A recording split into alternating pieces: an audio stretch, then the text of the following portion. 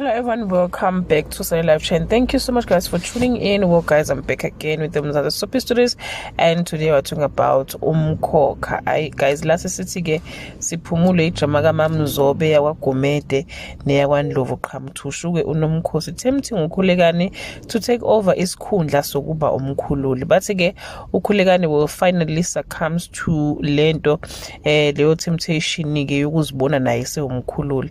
Siphamandla Mabusi will return from Mozambique with renewed energy.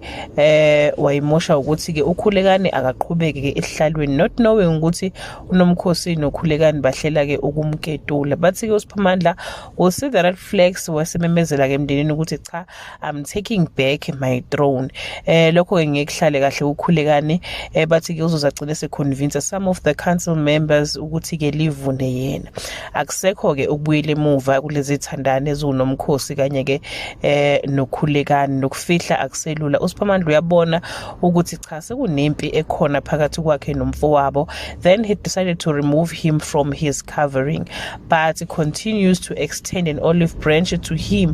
But ke akulungi ke inhlesi yokuvukelana imi ngendla, leading to ukwahlukana kwebandla ke lamaJudiya. Abanye bathi sihamba noKhulekane, abanye bathi ke sihamba noSiphamandla. uNdlovu ke yena guys uyavela futhi noma ke bese sithi ke useshintshile, but ke he will pledges his alliance to one of the Mthembu brothers, which I think ngoba uKhulekane ngoba uSiphamandla umazi kahle ukuthi ungcolile, kodwa ke uKhulekane ke angaphoseka ogibeni lokudumoroziswa ke uNdlovu. Zinjalo ke kulinyanga kaAugust impi yombuso phakathi kwezelamani.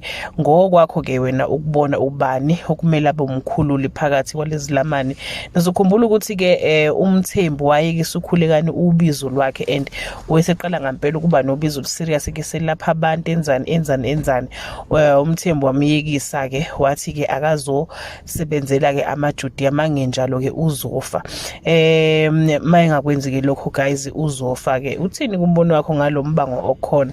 Do you think ngampela umuntu obiziwe phakathi kaSiphamandla noKhulekane uKhulekane noma ke uSiphamandla? That brings us to the end of this video. Do leave your comment below and share your opinion. Bye.